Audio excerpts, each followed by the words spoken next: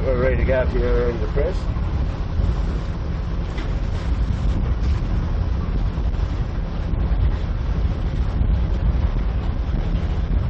All right. Oh Lord. Speak a bit louder.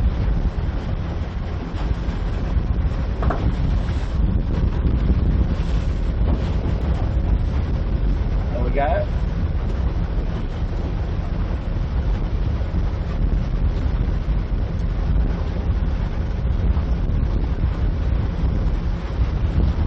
Well, yeah.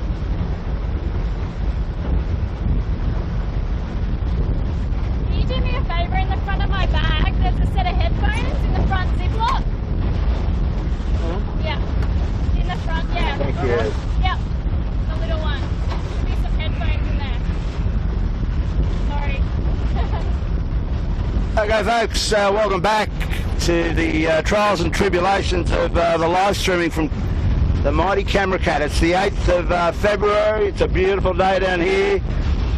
We just had a real puzzle on our hands, but there's a guy, his name is Chris Dredge. He could be the smartest bloke in the world right now. Warwick Rookham, welcome back, buddy. And we've got Mark Hurley's back on board with his whiskers. He's got his hat on, he's ready to rail. He's just dying to get into this race. It's an all-race course, all on big rigs. It's a three-boy handicap, so we just noticed we've missed the first lap. We'll get up there and we'll pick this up. But g'day, Mark. How you been, buddy? Yeah, not too bad. Good to be back in the warmth and the dryness. That is a typical Sydney Sunday afternoon here, 8th of February, just a week to go till the big event, JJ Giltman. This time in a week we'll actually be, we hope, well into race 2. So JJ Giltman, just remind you, Friday is local time here in Sydney, practice day. Saturday is the first race, starting at 4 o'clock local time. I think it's a late start on the Saturdays. Bob, is that right? Yep, that's correct. Yeah. And the Sunday, the weekends we start a bit later. Next Sunday is race 2, and then we'll look at the website for the details. But Monday actually is a lay day, and then there's pretty much a race every day with one other day off. But it's premier racing at this time of the year, pretty much anywhere in the world, and definitely the main event of the skiff fleet. Today, the last time for any kind of a tryout for these crews. Last chance to have a little look at the harbour before the big serious stuff happens next weekend. So I'm not quite sure what we'll learn from today, because it's light and a little tricky. All the contenders are here, apart from the Kiwis that haven't arrived yet. A bunch of them were expecting to come here and be competitive. Our series favourite, we always seem to say it's got to love at 7. Well, it probably will be got to love at 7, but Warwick and I might talk about that a little bit later on, whether they are indeed the favourites. But they're racing today, albeit without 2 of their normal crew. Sevi Jarvin is off being a rock star in Singapore, and Sam Newton is in San Francisco earning the dirty American dollars from Oracle Team USA, leaving just poor little Scott Babbage all by his lonesome, but with a couple of top mothies sailing the good ship 7 today. They are, unfortunately for them, on a small rig. They've got a bit of a technical issue with their big rig, but as Bob said, everybody else is on a big rig. But Warwick, not a bad day to be on the harbour. No, it's certainly a beautiful Sydney summer Sunday. Moderate nor'easter, plenty of sunshine.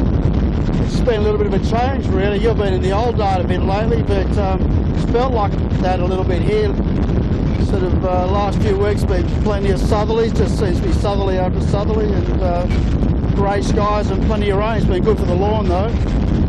But yeah, I mean, as you said, you know, what's to learn from today? Well, it's just really not a lot from our perspective to see what's going on, because it's a handicap race, and not only is Sevi and Sam overseas, you've got Jack McCartney overseas doing the extreme with Sevi, extreme 40s, and Marcus Ashley Jones is also overseas doing that. I had a little look at that this morning, and they looked like they had a bit of a crash and burn on day 2. But I looked at that, they got quite good stats on that extreme 40 thing, and I saw on day 3 they were actually 3rd best boat, so that's a big improvement for that. So Warwick, we've finally caught up to our race fleet here, buddy. We'll try and take the viewers, get them across what's going on. 3-boy handicap. If you can pull up your screen on your computer in your lap there, was it? Have a look at the handicaps, because there's some interesting head-to-heads in this. I think you've got 3 scratch boats. You've gotta love it. No staff on that. There's fill-ins all over that boat. We don't know who they are, other than Scott Babbage is in the middle. They've got no chance on a second rig. So, but you've got the other scratch boat is Michael Coxon's Thurlow Fisher, I believe. Is that accurate? Or you haven't got the screen up? I'd have to go to my data analyst and get back to you. All right. But one of the boat right here, I just sort of There's only 2 scratch boats, in fact. There's Gotta Love It 7 and Cooper's Rag and Paint. Oh, right. Now, I can tell you the sub, because Jack McCartney's up sailing with Sevi in Singapore. He subbed in Nick Press, no slouch. We all know who Nick Press, ex-Smeg, just won the Inter-Dominions in the 12-footer class. Right in front of us here, we've got Asco, and this has got Nick Press on it. This has got the Nick Press stand-in. And so this is how we'll work you through who's who in the zoo as far as the fill-ins out here. But it's definitely a big sail breeze. It's probably a bit down pressure, Mark. Yeah, it is, isn't it? It's a funny old day. We do say that a bit on Sydney Harbour. It is a funny old day. It's hot. It's sort of in the late 20s at almost 30 degrees. Plenty warm enough. Not a lot of cloud, tiny bit of haze. Winds from the right direction. Ordinarily, you'd bet your house on the fact that we'd have 20 knots of stonky northeasterly, but our forecast has been that it's never going to build above 12, and that is the reality. So it's definitely a big rig day, no question about that. It's free stringing for sure, but you want all the power you can get of your big rig. Scott will be having be quite painful to be on a small rig today, but knowing them, they'll probably learn something. I think he's got Josh McKnight on board on the sheet. Can't quite remember who he's got on the front of the boat, but I think it's another moth sailor. Moth sailors are all a bit unemployed at the moment after Moth World's finished just a few weeks ago, so they all take a chance to get out on a skiff. Why not? But what we're going to learn, as Warwick was saying, probably rather honestly and slightly depressingly, we'll learn nothing. It's probably right, because that's the problem with these handicap races. They're great for early on in the season and very good for some of the non-fancied boats to get a little bit of airtime. But the truth is, just before a JJ, it's the last thing that really any of these sailors want is a scratch race. Yeah. What they want is a scratch race. They don't want a handicap race. Yeah, well, that's the way it's panned out. Now, I found the leader of this race, and Peter Sinclair filling in for Elena De Bruin, who's off wave surfing down the south coast today. Good on you, Elena. Hope you're having fun. But there's our leader, I believe, boys, and it's the mighty Yandu, John Winning Senior, Noddy Hay, and I think the bowman is Cam McDonald. He subbed in there last week for Jimmy Beck. Jimmy Beck's got an ear issue as a result of the coming together with Churcham Daly a couple of weeks ago. So there's our leader. That gives us some perspective. There is DeLonghi, though, heading to leeward. I'm not sure, Peter, if you can pick up DeLonghi off on the horizon. Now DeLonghi it's a handicap race, so we're just going to check. They've got, the same handicap as Yandu, so that's a fair boat race. These two boats are better handicap than a bunch of other boats in this race, but they haven't got the gimme handicap, so they're not going around all the red marks. So from what we've seen, I know we missed the start, sorry about that, technical issue. We're going to try and work out what's going on here as fast as we can, make some sense of it. But these two boats look like they're the two leaders. Now DeLonghi, there's a boat that has been a bit up and down, to put it mildly, over the last few years. Just a chance, though, that we're going to see a bit of form from them. I've seen them out practising twice this week, Warwick, which is an unusual thing for DeLonghi. I know they've got Bunny Warren, an English guy who Simon Nern, the skipper, knows very well, who's come to coach them. He's a very good 49er coach. Has coached some of the top 49er guys in the world, and 49 and the girls as well. The girl version of the 49er. What's that called, Warwick? The FX, is it? Yeah, 49er. We should know this stuff, shouldn't we? We'll be more switched on for next week. The girls 49er, the 49er, of course, same platform, different rig. Anyway, he's a ex-skiff sailor from 1,000 years ago when he was a nipper back in England. I used to sell 14s against him, but he's a very good coach. He's out here in Australia, and he is definitely dialed into Simon Nern's program, and no doubt he'll make a big difference. And guess what? Here they are at the front of a race and a light, tricky day. Not the kind of day we've seen DeLonghi perform before. So let's not read too much into it, but maybe that suggests another boat in the mix. I'm going to read this into it. We're just trucking behind Yandu, and Warwick, you'd agree with me that this boat is getting some nice little righties here, and there's one of them there, and that's going to put Simon Nern's boat, I'd say there's our leader for sure. Have a go at the way Woody's just getting that bow up, and he'd be on lay pretty much for the Boucher boy from there. No doubt. I mean, Simon, I mean, now the split and angle would be around about 40 degrees. That's how different the heading is when DeLonghi tacks back. That's going to help them, but no doubt Woody, who has spent his whole childhood up in this area in Watson's Bay out of the 12-foot skiff amateur sailing club, would know about these little righties. Was there a little bit of east in this? He's got a lot of disturbed area though, Warwick. Well, the Etchells have got their New South Wales State Championships on, and so yes, it is very chopped up here, but he's still well ahead. Yeah, and go back to Bunny. I know Bunny quite well. He coached Chris Nicholson for the, I'm trying to think, no, the 2004 games. So yeah, he's been around a fair while. Lives in Melbourne. Spends half his time here. So, but I think it's a little bit too late. A bit hard bringing in a coach a week before the regatta. I think you've got to start a little bit earlier than that to make a big difference. So you heard it from Warwick. It's too late. I'll tell Simon. Warwick's. Well, you said we heard it. It's recorded. There we go. It's too late, Simon. No, that's a little harsh. I think you might have half a chance, but you're right. No question that John Winning's got little righties coming out of Watson's Bay. He knows all about that stuff, so he's going to be lead. Whichever boy he goes around, he's going to be leading Warwick, isn't he? He's got enough of the lead on the whole the rest of the fleet. I think Simon Nern's going to go around a cheeky little second. They'll go around blue, boys. They both go around blue this time round. Okay, so that and blue is for those who follow Handicap is the middle. The white is the hard one to get to, the furthest away. The red is the close one. Blue is the middle. And yeah, it's a funny old system, but certainly on mid-season when you're not racing for much, it adds quite a lot of extra interest. But at this time of year, scratch is really what we want. Anyway, enough of that. Here's Simon Nern. Here is the good ship DeLonghi. A bit light too coming out of here, by the way. Kieran on the bow, Grant Rollerson on the middle, Simon Nern on the back, and here they come, trucking along. So the east, Woody's going to get across quite easily on him. So this is the next part of this race course. They go around the Boucher Boy and it's straight down the bottom to Clark Island. So it's a dead VMG run almost. I don't know where the pressure's, what they'll do. The tide's running off, isn't Warwick, today? So we're going to run out tide all day. And what do you reckon this breeze is? She'll be around 6 to 7 knots max. What do you got? Is she? Not enough for most people. It's just we saw DeLonghi there struggling to 3-wire, and they're a relatively heavy crew, but John Winning's guys just managing to 3-wire. That's the story of the day. A bit of lump we're going through now. Plenty of lump on a day like today. All the cruiser traffic. So you add that in, and as Warwick said, a very large Etchells fleet sucking the air out. Well, that makes it quite a challenge. Well, we've got some big waves. Well, no, we don't. We're going to be right. Yeah, we've got a large motor cruiser.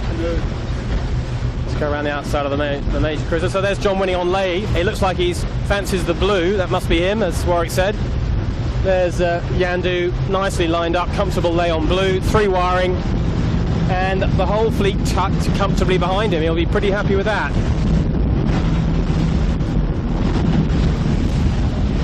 I think Warwick, maybe John Winning would take a bit of persuading that handicapping is not such a good idea.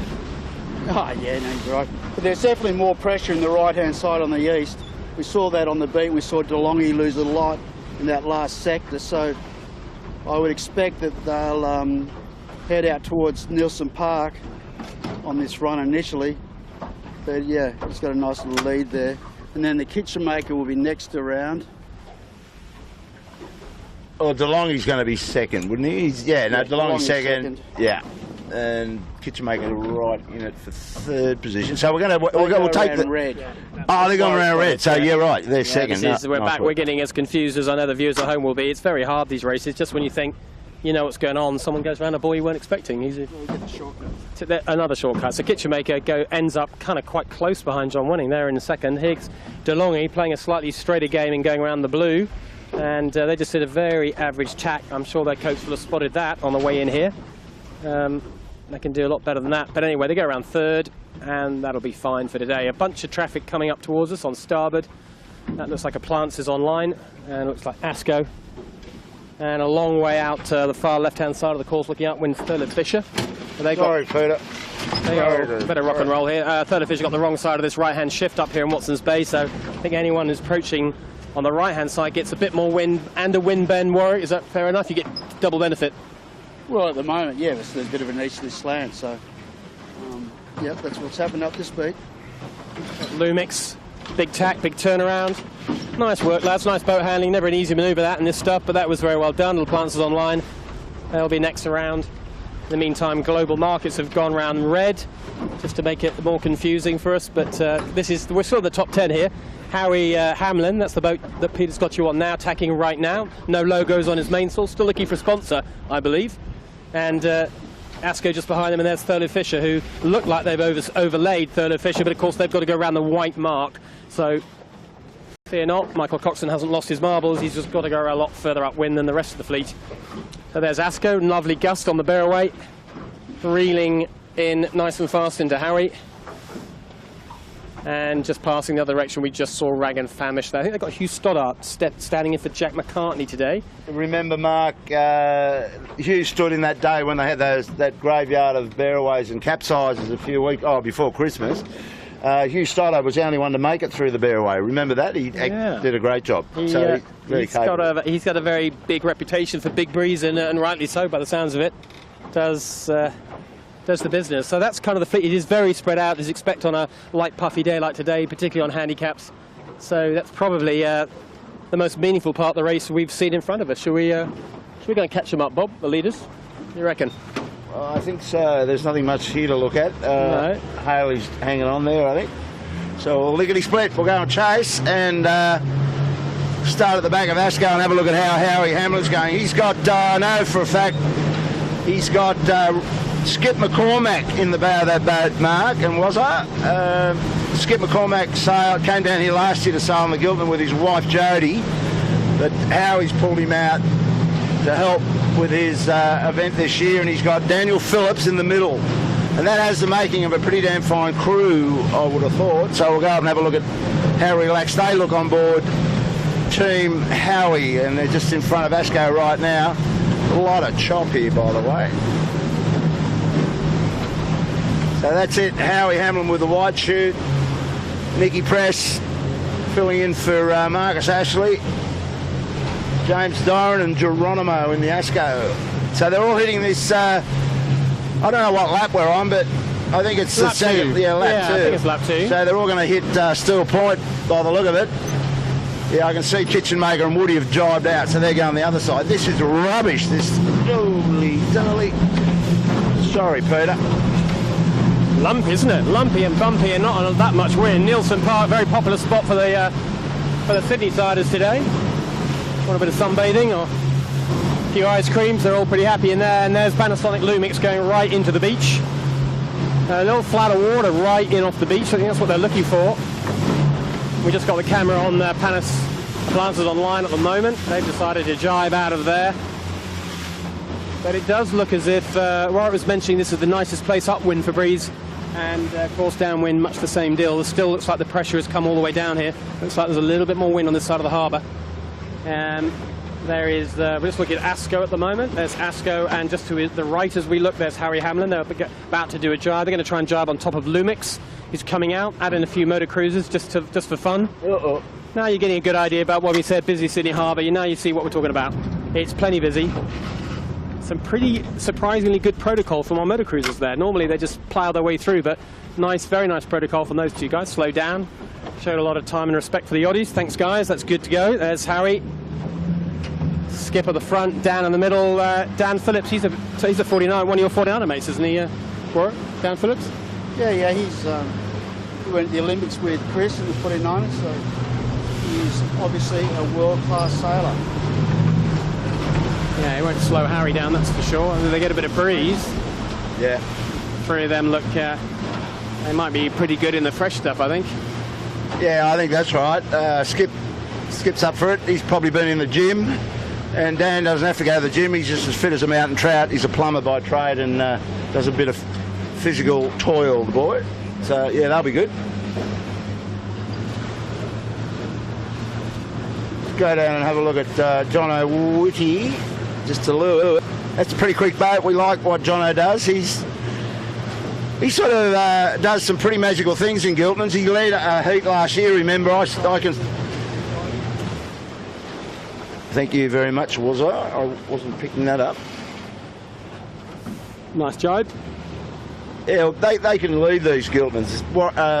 Jono's got a pretty good mindset for getting off start lines and leading around first marks. Just remains to be seen the rest of the struggle, but we'll get up ahead and see what's going on. We've got John Winning still leading from the kitchen maker, Johnny Sweeney, Rob Bell and Pistol Pete, our budding fireman. Pile of Etchells out here this afternoon.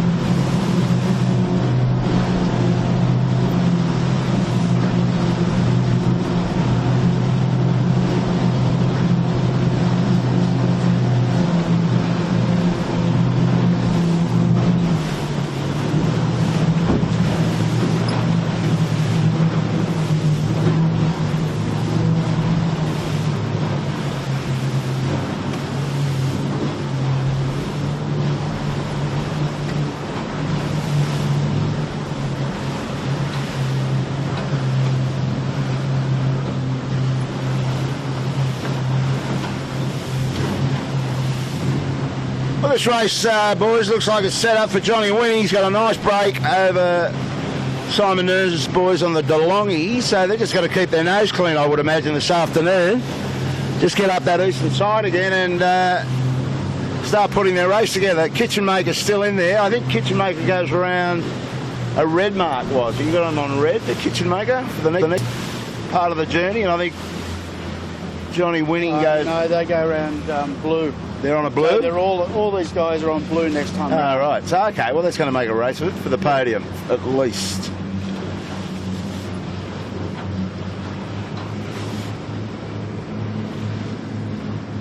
See Rob here just having a look and discussing the ley lines with Jono. Getting set up for their jibe. No, Rob just having a good little look under the boom. They've lost a little bit to Yandu down this run. And now they're going in, Rob calls a jibe, and they've got this Sydney 38, so it's a little bit of traffic management as well. And I think they've lined themselves perfectly to hit it, so they actually have to start a little bit of a low line. So bad Rob Bell. You won't mind me saying that. No, they're good operators, I like Rob a lot. They're a good solid crew, yeah. And Johnny Sweeney's spoke to him in the bar earlier this morning, and yeah, he's a pretty cool dude. He's into yoga, meditation, all those chill things, so they'll have a pretty good, enjoyable JJ starting next weekend. They're actually a little bit more pressure than Yandu at the moment. They've just in that last sector actually took a little bit of time out of Yandu.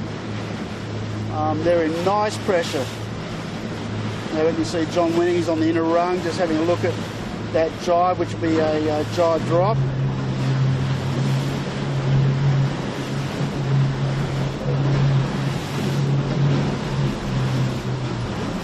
So it looks like the Cameron's going to be in that boat for the JJs by the sounds of things, Kilo.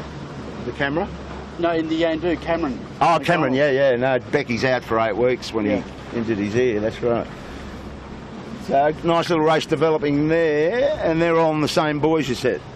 Correct. And what about Keegan York? He's come into the picture in the Compass Market. I will check. He'll be up on your screen as a red, I would think. Or maybe blue, I'm not sure. Comes DeLonghi for the high tariff manoeuvre.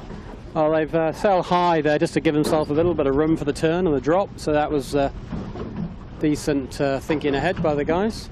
And they're kind of back in it. They felt like they lost a bit down there, Warwick, but I reckon just that last little piece came on a nice hot ley line with a bit of breeze. I think it's closed back up again. It's not a lot between them, is there? What's that, sort of about 30 seconds between each of these two boats? So the 1, 2, 3, it's all up for grabs. And Keegan York's Compass Global Markets, has he got a favourable last buoy possibly? Is that going to help him? They're all on blue. All on blue. Okay, All so on he's blue. about another 40. He's got a rather sort of slow last bit of approach here, so he'll end up about 40 seconds back. But the top four all within a minute and a half of each other. Decent race. And then there's a bit more of a gap before the next group. This is where we watch Compass Global Markets, Keegan York goes round. Let's look at the next group here to the right here, Peter. Here they come. There's Lumix and there's Harry Hamlin, who's made up a little bit of gain. He's got inside. He's definitely got rights if he's low enough to get round the mark. I don't know if he is here or not. He's have to soak at the end, won't he? Lumix is just going to pop round the front. Yeah, he should be fine there. It's just a matter of how deep. I reckon John Panasonic might better sail around the outside of him here. We'll see what happens. Anyway, that's the battle for 5 and 6, but very close behind. Here comes Plants Online, Mick Lane in the 6th spot. If these two make a Horlicks of the rounding, then he might have something to snaffle on. Anyway, how he uses the inside, that worked out fine for him. Thanks. There's Panasonic, there's Plants Online. So I think maybe one of the things that some of these guys will get out of today, a little bit of boat handling sharpening up. It's never a bad thing. Those three have got a nice little battle on their hands all the rest of the way around, as has Asco. They could join the party, put a bit of pressure on themselves, and that'll help the boat handling. Definitely, just watching the drops. I actually, Geronimo's he's a friend of mine, but really good mates with my son, and I like those guys. And I was talking to them before, and we were talking about like watching the 7, the way that Sammy just blows, the head and attack kilo. And actually had a bit of a chat to Marcus and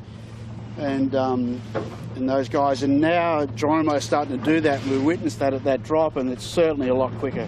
And it's actually easier on Geronimo as well. Yeah, it's just technique. I also commented that I noticed that he was standing up in the boat in the drops, like rather than getting on his knees, so it was making it even harder for him. So just a couple little technique change. Yeah. And well, the big advantage is the 2 other guys can keep the boat balanced and moving quicker. That's a big gain.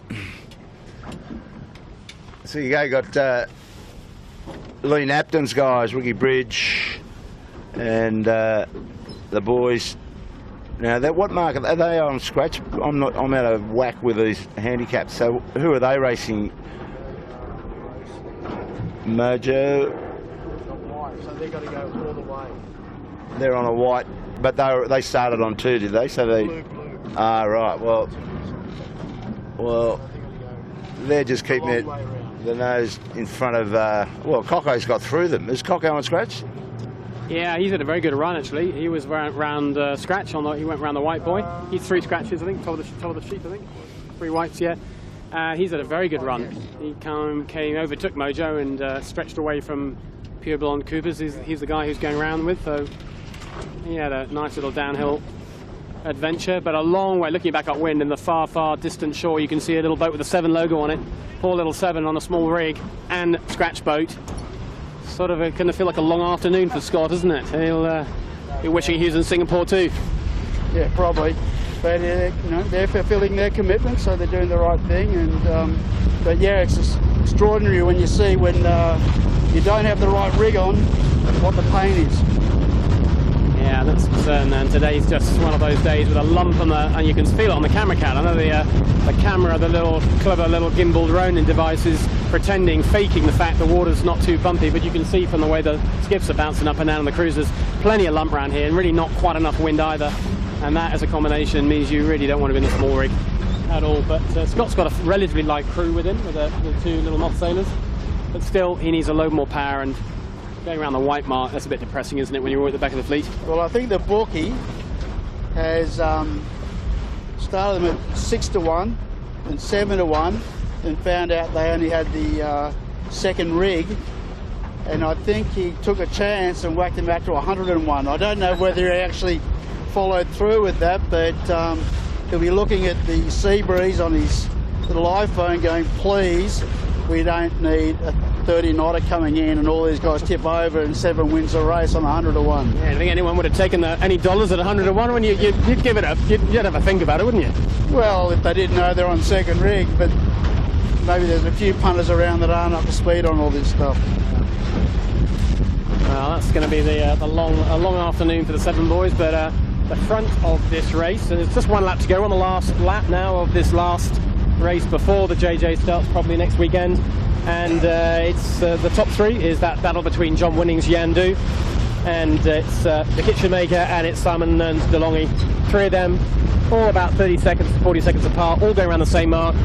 And they've all got a decent race in their hands, so that's going to be interesting to see how that one pans out. And the group behind them, which we're about to catch up to now, that's the Compass Global Markets and Panasonic and Harry Hamlin and ASCO just joining as well. That's the second little race going on within a race.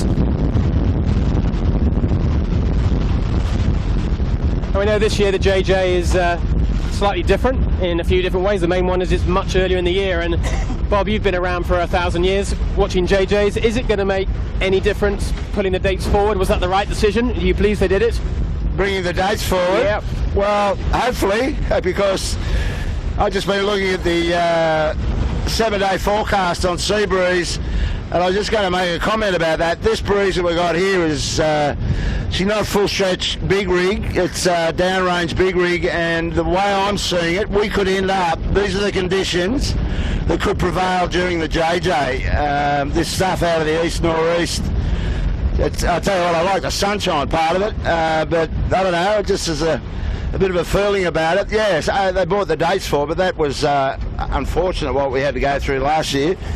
But look, we're right behind Michael Coxon, Davey O'Connor and Trent Barnabas. This is the fast boat today, I think you'd agree. They're sailing on scratch and they've overtaken some on the way down there. And Cocker, well, we've been watching, Mark's been away, but this boat in the state titles won a heat. It actually blew up in another heat. The jib came down, they had to retire. Savvy won a heat and had to retire another one with the damage as well. But you know what? It's going to end up, you can see it, it's going to be a close JJ. I think there's a lot of improvements in boat speed, particularly with big rigs. But I reckon it's going to be odd, but you're going to see the Dream Team and probably Cocco's guys just lurking around. Would you agree? Well, I think the thing is, what we've seen in the last 6 weeks, really, in the state titles when we had scratch racing, and we have seen a little bit of variety in conditions, but for me, for the Australian boats, and I have no idea of the form of the Kiwis, except we know that program is getting stronger and stronger. But if it's mid, whoa, Jesus. Oh, sorry about that. That was large. I just saw us. Oh. I just saw a tsunami coming at us. But for me, and I don't call this downrange. They're pulling 3 strings at the moment, but they're fully strapped on the mains. So that's just mid-range big sail. And what we've seen from that is there's a few guys that there is nothing in it in boat speed, and guys that have the capacity to actually hold the race together. And for me, that is ASCO, that is Panasonic, that is Thurlow Fisher, that is Seven, obviously. Mojo. They are just getting stronger and stronger. And Smeg had a win last week, wasn't there? He goes. He must have had a bit of a dunk there. Yeah, way back.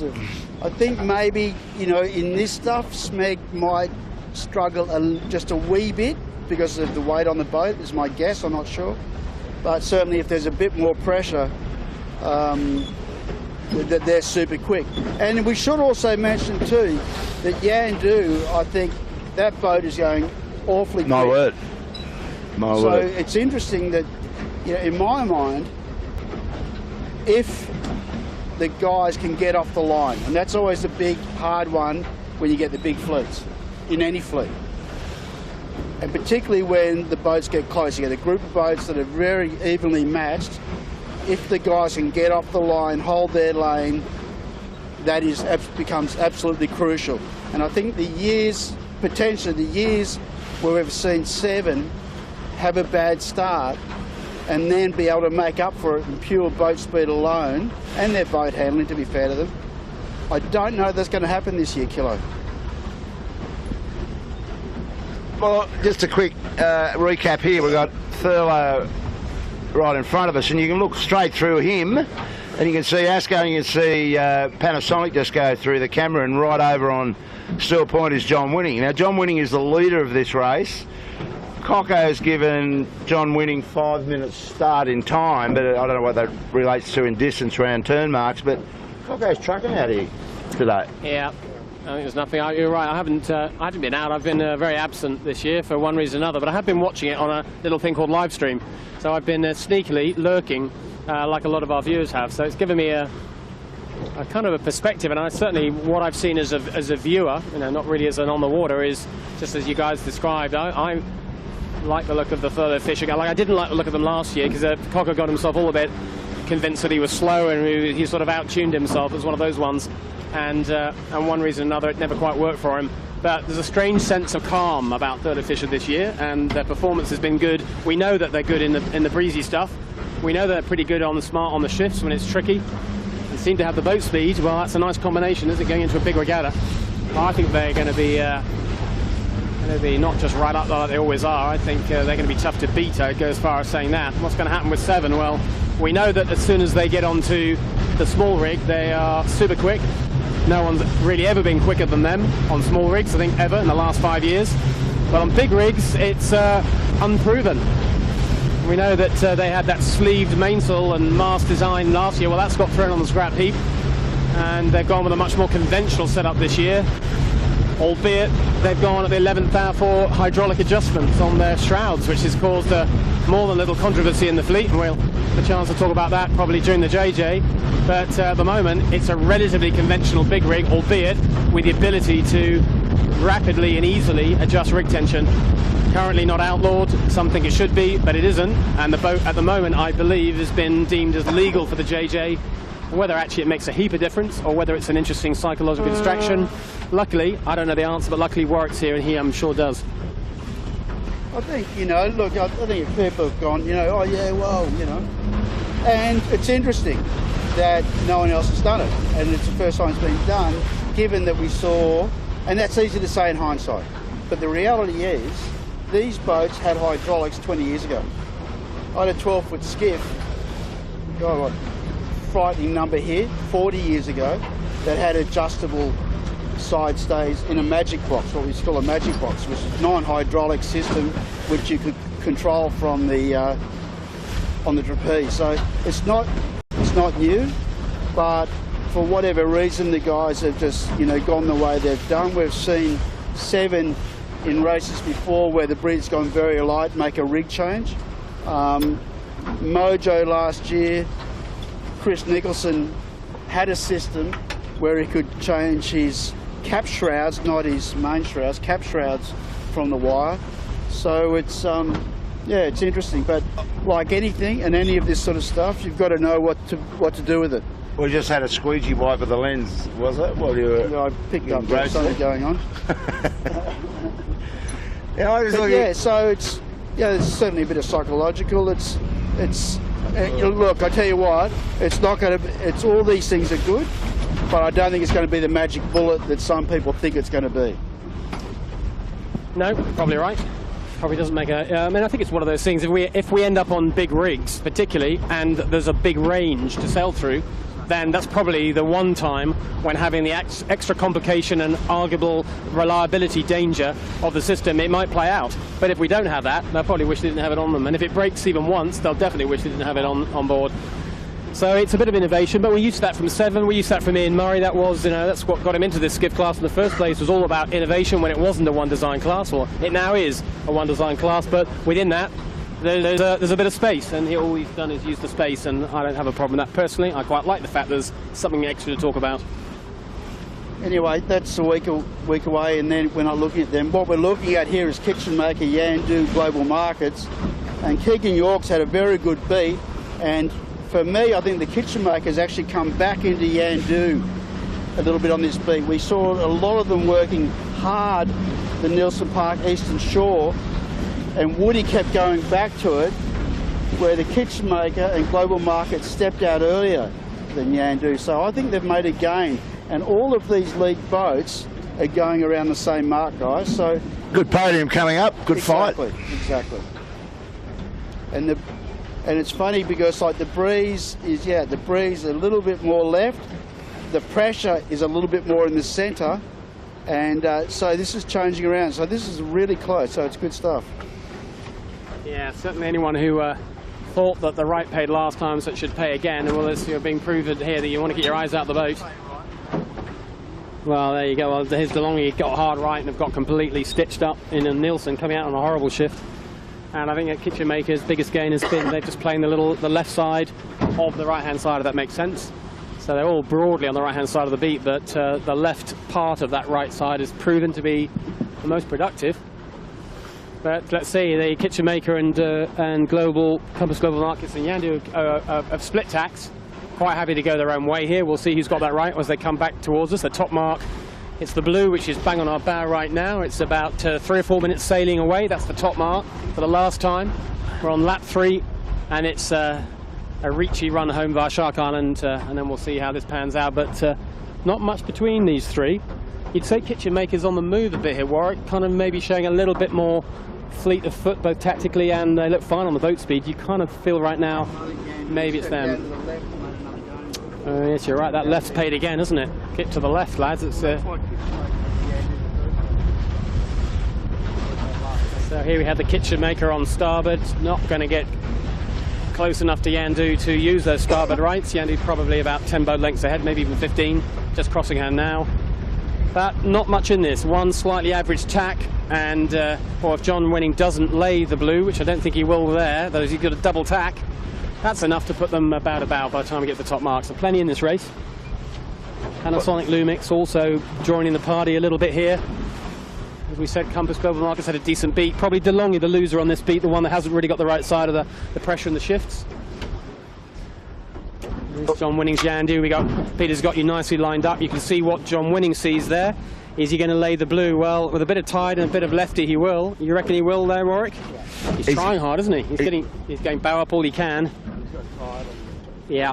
He's sailing thin, though. He's a pretty skinny setup there. And here's Kitchen Maker sailing a little freer and a little faster. I think they're not going to be side by side of this top mark, but there's certainly a competitive race between these two. Well, over our shoulder mark, Mike, we were talking about how the left started to work. Michael Coxon must have heard you, or he was looking at it, so he went in and had the biggest bite of it of everybody out here, and he's on lay right now. And I wouldn't mind betting that Coco carves up people like DeLonghi and others that have gone to that eastern side. So this is going to get interesting. John Winning's around, by the way. The leader's gone, as Peter's got him on camera. That's first boat round. That's John Winning going the jibe set. Jibe set to come back to this pressure. Yeah, back into this pressure and get away from the sides, which is probably a good plan. And Kitchen Maker, I think, will follow suit. I don't think I want to split too far. Let's see how they go. Kitchen Maker's second round goes round now. Oh, there we go. It's a bear-away set. There we go. Got that completely wrong. So they are very happy to split. John Sweeney, happy to put the split in. Third around, well, just right behind us. Have a quick look here, Peter. We just turn around. We are just in front of the next group. There is on camera there. That is Harry Hamlin. He will be going around third, if he's going around the blue mark, which I think he is. Just going to double check on the... not listed. He's unofficial entrance. I think he'll go blue. And directly behind him, Compass Global Markets overlaid. Haven't really factored in the tide, so everybody's kind of reaching in here, giving away a bit of distance. And then it's Lumix. And then Planters Online and Fellow Fisher after that. But of the leaders, well, we saw the leader go round. That was John Winning. Second round, Kitchen Maker have now jibed. There's your third, Harry Hamlin, Compass Global Markets and Panasonic. And one more to go round, definitely worth watching, which is the Planters Online. They could still be in the mix here. It is very light. Look at how light it is for this leading group. And into nothing. And Michael Coxon's pretty much on lay for his white mark. And he could be the next boat around on the racetrack. Asco. Is Asco going blue? Or? Well, I think blue. I don't think he's a white. So I think those two will end up pretty similar, because the white is a long way upwind from the blue mark. So poor Michael Coxon is not going to figure on the podium, that's for sure, by the time he goes around the white. But pretty impressive beat he's had on Thurlow Fisher. Yeah. Good downwind on the previous race, good on upwind, so he'll be pretty happy with his form. He won't mind too much about the result, but he'll be aware of his boat speed relative to the other good boats around him. He'll take a little bit of solace from that. Well, DeLonghi got completely smashed going in there and got his bow down big time coming out, so that's... I don't know how you factor those sort of afternoons in, but that's what's happened. It's right on the vision there.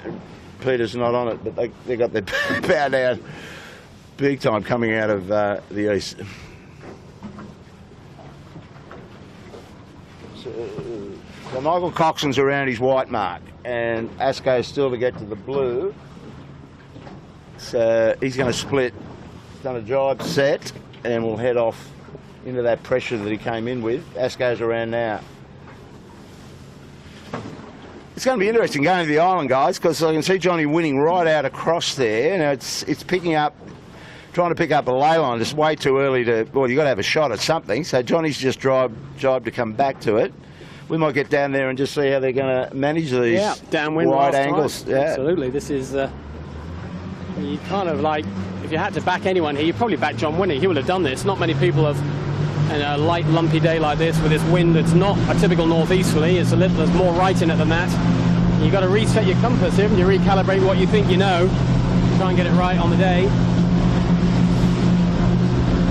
John Winning definitely our clear leader. Maker keeping him honest all the way around this last lap.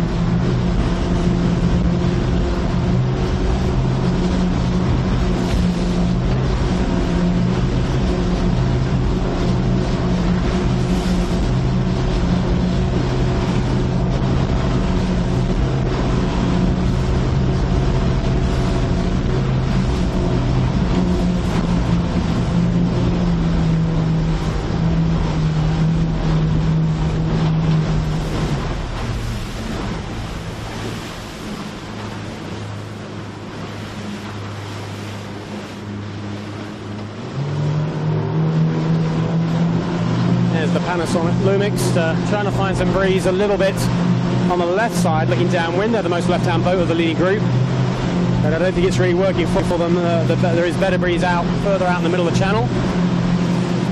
There's our leaders, you can see just in the distance. There's the red and blue spinnaker of Yandu to the left. That's Kitchen Maker. And John Winning looking definitely in the favoured lower lane there, Bob. A bit more pressure. Yeah, no, I was just looking at that. He's made a pretty good angle out of it. He's right on target. So that wasn't a bad effort from right out wide in another postcode. Just bring the neck of this thing and take you up there.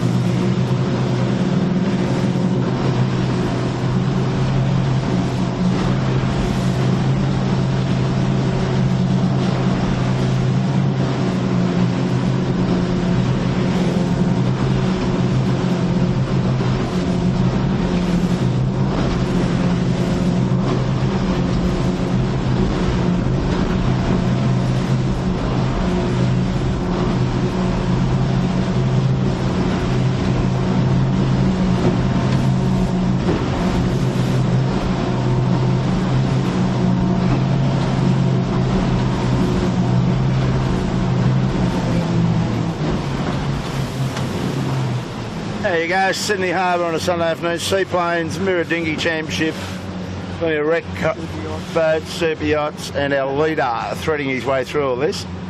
Go you good thing, Yandu, and he's got a cruisy little ride in here. Kitchen Maker had to come out, so he's jibed out and given John Winning and Noddy Hay and Cam McDonald a nice cruisy ride in here, and they should go on with this all the way to the judge, I would have thought. Yeah, they should. It's been a while. You'll probably correct me on this one, but it feels to me a long time since John he won a race.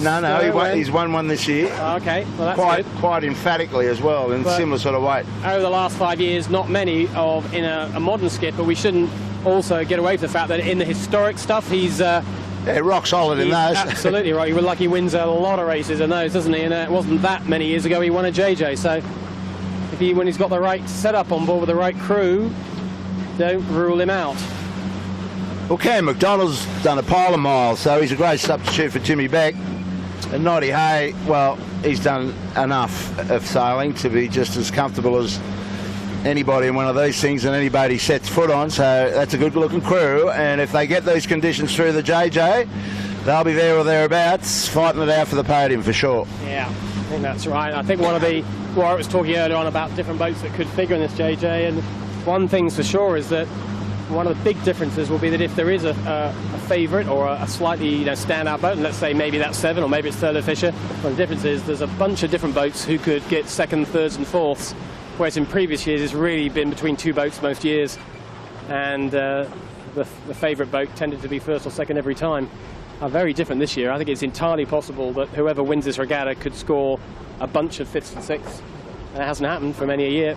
It will be a different setup. You are going to have to use your calculator every day to check the point scores and look at all the variables, whereas in past years it's more been about will 7 beat a record of number of wins or some such conversation. But a different story this year, and I think the race will be all the better for it. That was our leader, John Winning, going round, and here's the kitchen maker coming into the yellow mark. Got a bit of heat on here now, nice and tight on the ley line. That's how you want to approach this mark. You don't want to be at all wide on it. A little bit of flogging of the spinnaker. That's not as dramatic as it looks, just a good bit of technique. And round they go, very nicely done, very calm and very professionally done. Great little job from the kitchen maker's crew. And off they go, clear second. Third round's going to be, next one's going to be Harry Hamlin. We'll see, he's got the same deal. He's a little skinnier, so he's having more of a battle and a fight to get to this. Not quite showing the same skills as the kitchen maker. He's rather slowed down rather too much. And of course, as you imagine, you slow these boats down in this situation, you just load everything up. And that's dangerous. Yeah, it is dangerous. You've got to keep it moving. It's hard on the bowman. You've got to keep it going. It can't just stop-start it. So I think Harry's guys will certainly learn a little bit from that rounding. They could have done that a fair bit better. That's allowed Appliances Online to come into the back of them. That's our fourth boat, Appliances Online. Mika Lane, he's had a nice little run down here, come into this group. Found probably a better way down the harbour. New boat this year for Mika. Hasn't really got the thing rocking and rolling as he wants to, but certainly the rumour on the street is that he had a very productive tuning session midweek and his boat's going a whole lot better now. Yeah, you just need that time to really have a hard look at them, get the sailmaker down. You just can't do it just every Sunday. You've got to go and spend some time at it. Next boat round, Compass Global Markets. They unlikely to get to the podium, I don't think so. So it's remaining first is Yandu, who sailed off into the distance. She's going to be first across the line. By the looks of it, kitchen maker second. A solid minute or so back from our leader. And then this is the battle for third position, third, fourth. This is the battle right in front of you. There's Appliances Online who've jibed early and inside the boat that led them around the previous mark. That's Harry Hamlin. Harry Hamlin looking a little bold down there. Warwick, what do you reckon? Has he gone too far down there? Is he going to get exposed off point pipe, or is that going to come good for him? No, he's fine in terms of lay. I mean, all these other guys are going to have to drive to get to the finish. And I think he's far enough away from the cliffs that he'll have pressure. So I think he's actually in a nice little spot there.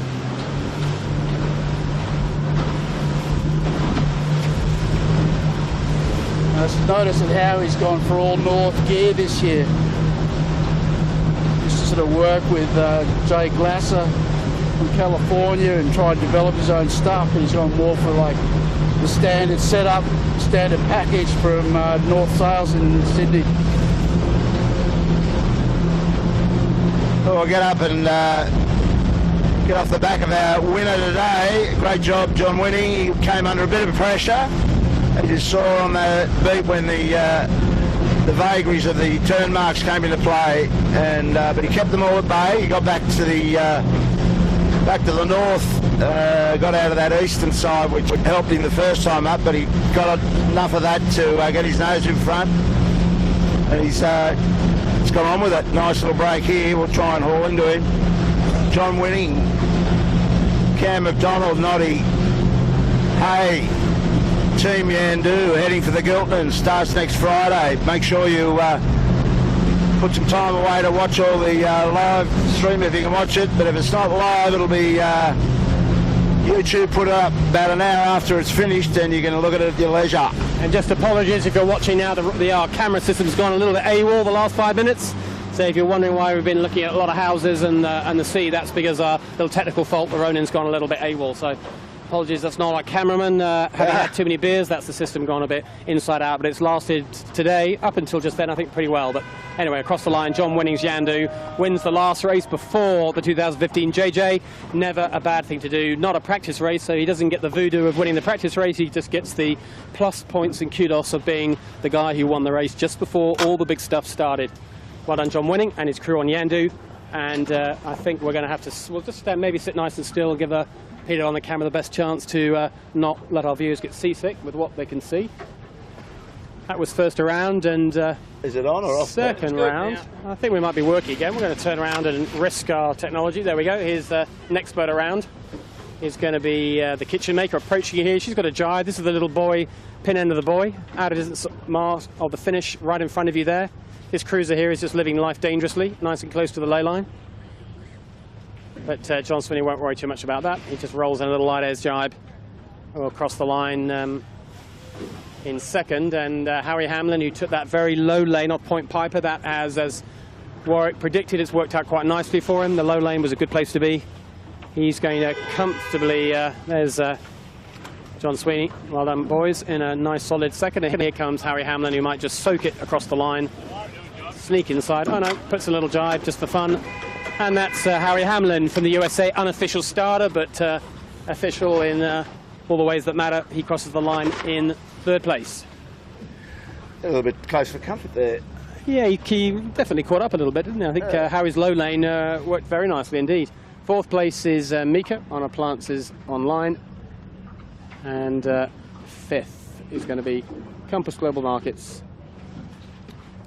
But of course this was a handicap race, not all boats sailed the same distance, and of course you're sailing around different buoys, you get different gusts, different shifts, it's a very different story. So we don't want to read too much into what we've seen today, but from what we've seen today, what can we read into it, Warwick? What's your take out? What have we learned, or what have the sailors learned? Absolutely nothing. I like it concise and to the point. Warwick, I can tell you, Warwick's a bit of a motorsport enthusiast. He's had his head around the 12-hour Bathurst GT motorsport event. That's been something else. You happy with that production up there? Yeah, they've done an amazing job actually. I mean, I was, when I was motor racing, when I first started doing production car racing a long time ago, that was promoted, put that together, and that was like, production cars, like lower price production cars, and now they got, $750,000 cars. They've got a Bentley team coming out from the UK. You've got Audi factory team, Ferrari factory teams. It's just, it's turned into an amazing thing. And I was actually saying to you before, like, Ian Murray's got a big weekend. He's had the Etchell State Championships on, which he's been competing in.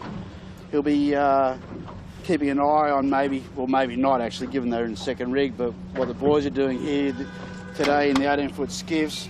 He's got Sevi in the Extreme 40s in Singapore, so he'll have to watch that. And then he's got 12 hours of Bathurst to watch, so he's got a full week's work ahead of him, just sitting in front of a monitor. Well, Michael Coxon, good job those guys. That was pretty solid for them as a build-up to their JJ. I thought he beat Lee Napton home, who we gave a start to. Not bad at all. So we're going to wind this up pretty shortly, and I'll just make a quick phone call to my friend Chris Dredge. If you're listening, Chris, please pick up this call. And and we'll see you back down here on Friday, folks. Invitation race. We hope to be more on top of our tech and get a few more people, or at least Elena back on board from her surfing journey, and give us a hand. We get a bit sort of flustered as the time ticks down. I think that's what's going on anyway. And Peter Sinclair, first time on the Ronin, a few scary moments, but he got it to go.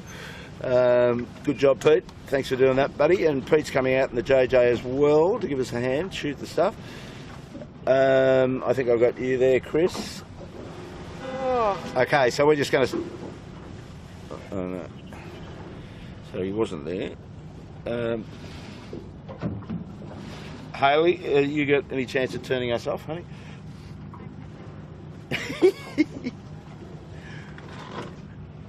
Otherwise, we'll just turn off our microphones and wait and rip some cables at it. Yeah, I think so. Huh? I think so.